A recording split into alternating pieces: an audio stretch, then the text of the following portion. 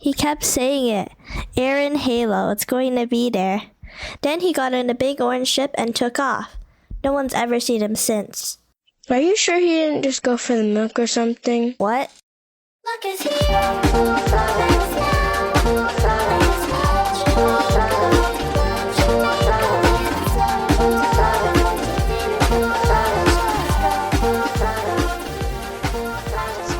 Hey there everyone, welcome to the Captain's Lounge, where we talk about Star Citizen. From a cozy family point of view, I'm Maneki, and here's my dad Lolcat Dan, captain of the Redemption Song, the bright orange and yellow Mercury Star Runner you sometimes see lurking around wrecks. Lately I haven't gotten to fly that much. More of that in a bit.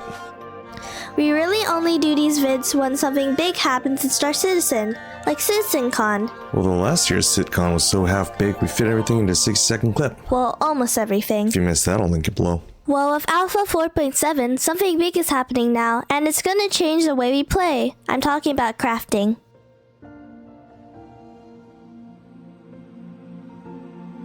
Today we're gonna walk you through it, step by step. But before that, a little history. For the past 2 years, 2024 and 2025, crafting has been a big feature in CitizenCon. But since CIG decided to focus less on features and more on fixing the game, we never really knew how long CIG would take to make crafting a thing. Actually, it was already a thing. No, You can craft multi-tools and tractor beams with the Vulture's built-in processor. doesn't count. So with real crafting tier 0, you can make your own gear, starting from armor and guns. As the feature gets more work, you'll get more and more blueprints, and you'll be able to build ship parts, whole spaceships, and even completely custom bases. Maybe at a more limited scale though. How limited can it be? They're planning to let us make full-on space stations. Only time will tell. So up until 4.7, you'd fight, salvage, mine, race, bet, or beg. Hopefully you're not exploiting bugs. You'd play to become a multi-bajillionaire and buy every ship in the game. And then what? Money. I don't know nothing about that. Crafting changes all that though. Now you need to spend that money to buy or build the absolute best gear, fly the most tuned-up ship in this class, and build and decorate your dream home. It gives you a real sense of purpose, belonging, and a nice, clear, unfair advantage over the NPCs. It's also gonna give you something to do with all that junk you pick up. For example, Dad's a total hoarder, so we're gonna be happy to break things down so they stop jamming up his inventory. Speaking of inventory, 4.7 still feels like the same old game until you open the new inventory. The UI is totally new, it feels more polished, and placing armor bits feels more natural. Except I'm not so sure why some pieces won't go on. Speak for yourself. I keep trying to drop armor straight on my character. It doesn't work. Skill issue, Dad. Why? It also feels a lot snappier and loads faster. But I'm low-key suspicious that Dad is gonna single-handedly slow the whole server down until we melt all this junk. Why? And this was promised us during the 2025 CitizenCon presentation. But again, we didn't know when it was coming.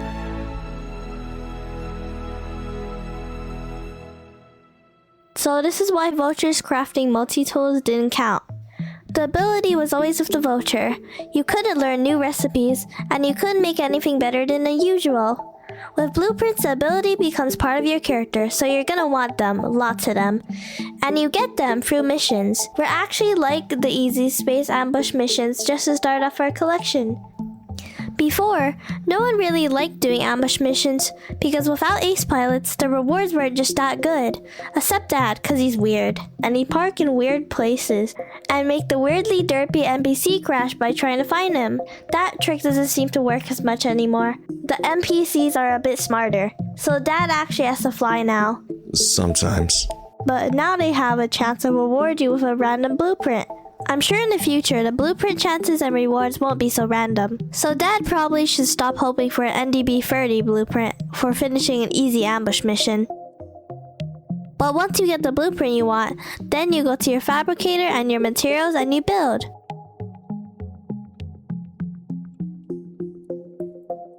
So, this is the Fabricator. Think of it as your own crafting table like in Minecraft, except it acts more like an oven.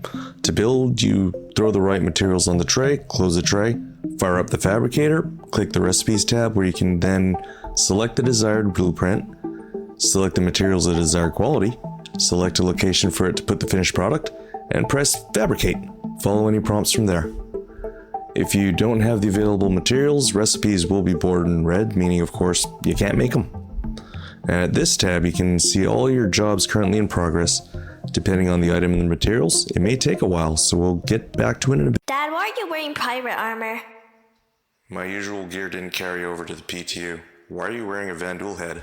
And we're back. So assuming you selected the Fabricator tray, it'll pop out of the front like it did here. But if you selected current location, it may automatically deposit to your hangar local inventory or your ship's cargo grid. At this tab, you can see all your completed jobs. So if you could have sworn you did a work order for something and you can't find it, you can see at this tab that it's done and you probably sent it to your local inventory or your ship's cargo grid automatically. Pro tip, you can actually take materials from there too, so if you're too lazy to store materials on the tray, there's your automatical shortcut. It works in reverse too. Let's say you built the wrong item and want materials back, or you kept too much junk and want to melt it. You can click this tab to start a dismantle order. Just select your undesirable items and click dismantle. Same thing with the materials. They'll pop out on the tray if you have it selected, or they'll go right back into loco or ship grid. Couple of things to keep in mind, you can only get back half the materials it took to build, so don't do this wastefully. And the other NPCs and loot boxes all have items built with middle-of-the-road quality materials, so they're all very vanilla normal pieces of gear. What makes us different is that when we build, we can build with better materials. Our guns can fire faster, hit harder, aim better, our armor blocks more damage, carries more junk, and lets us walk around in hotter and colder places for longer. Here, try this aluminum 700. But to do that, of course you'll need the materials.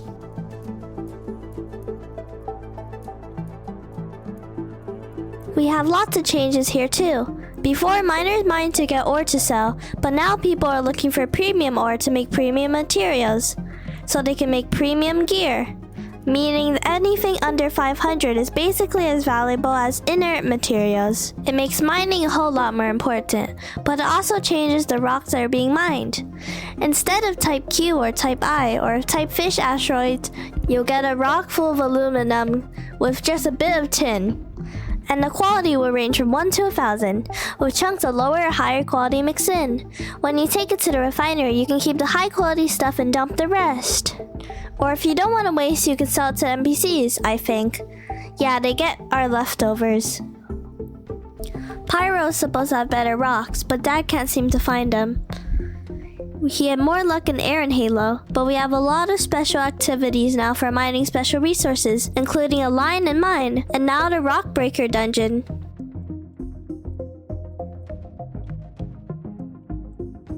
Cloud Imperium Games spent most of 2025 fixing some of their spaghetti code and making the game more playable, but they also added a lot of content. Following that pattern, their 2025 CitizenCon presentation showed off this new mission they're working on where you go on board an abandoned space station, fight whatever bad guys and monsters decide to live there, and fire a giant laser to crack open a giant asteroid so you can fly your ship inside or mine this fancy new materials inside. It's like the Align and Mine they released earlier, but with less sweaty PvPers fighting each other for control, I hope. Still, I don't recommend trying this alone. Hey, does the hoverbike trick still work? Maybe for small ships? You're not gonna let any Polarises anymore that way. The 4.7 patch actually includes a change to armor, where heavy armor won't even take damage from small guns, so no more taking down capital ships with handguns and hoverbikes. You could just buy the materials off someone.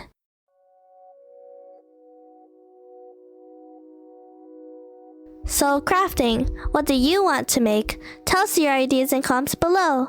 Here at Maneki Family, we believe that stories are meant to be shared. Thank you all for watching, and for those who like, and for those who subscribe, an extra thank you for your support.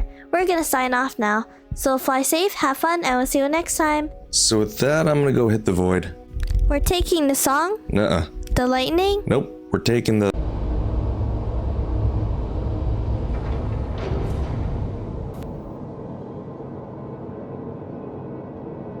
A big thank you to all of you who like, subscribe, and share with your friends. Your support keeps us going and helps our family grow up big and strong. If you have some time, I'd love to share my story with you. Please check out my Space Adventure Diary. Or if you don't, try my 60-second ship reviews. If you want to see more, please subscribe and be the first to know when we do something new.